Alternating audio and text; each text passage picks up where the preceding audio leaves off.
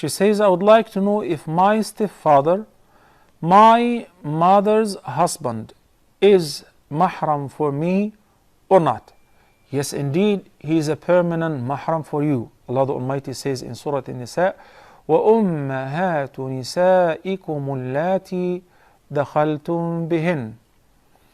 So that means that the mothers of the women whom you consummated the marriage with are absolutely prohibited for you to take in marriage. I know that you're asking about the reverse, that your stepfather. But the ayah says that if somebody consummated the marriage with a girl, then her mother becomes absolutely forbidden for him to marry in the future. The condition is دخلتم بهن فإن لم تكونوا دخلتم بهن فلا جناح عليكم. So mere signing a marriage contract without consummating the marriage would not make the mother-in-law prohibited to be taken in marriage. But now, your case is that somebody married to your mother, even with mere doing the marriage contract, even without consummating the marriage, you become automatically forbidden for him forever to marry in the future. So accordingly, your stepfather, who's married to your mother, is absolutely forbidden for you to marry in the future, and that indicates that you are a mahram to him and he is a mahram to you.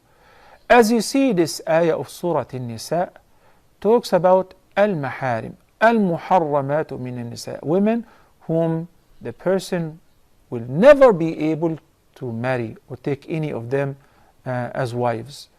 حرمت عليكم أمهاتكم وبناتكم وأخواتكم وعماتكم. This ayah is needed. Every Muslim should know this ayah. Why? Because it teaches every Muslim man and woman who is a mahram and who is not. Many Muslims perceive the brother-in-law as a mahram. Is he or is she the sister-in-law and the mother-in-law and the brother-in-law? No. The brother-in-law and the sister-in-law are not mahram whatsoever. Why? Because as long as you're married to her sister, you're not allowed to take her as a wife. But if you happen to divorce her sister and after the iddah, or if she died, you can marry her. Uthman ibn Affan radiyallahu anh, his title is Dhun Nurayn, the man with the two lights. Why?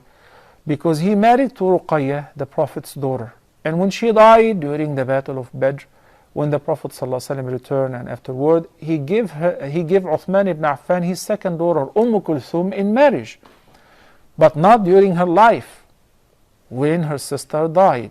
Okay, so we know now the difference. So the ayah will be dealing with who is permanently considered a mahram as a result of the family lineage, the blood relations, or as a result of the suckling, such as وَأُمَّهَاتُكُمُ اللَّاتِي أَرْضَعْنَكُمْ وَأَخَوَاتُكُمْ مِنَ الرَّضَاعَةِ, your mothers who breastfed you, and your sisters from or as a result of suckling.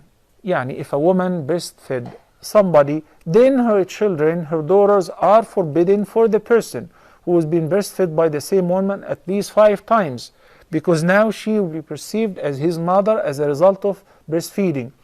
And her children will be his brothers and sisters as a result of breastfeeding as well.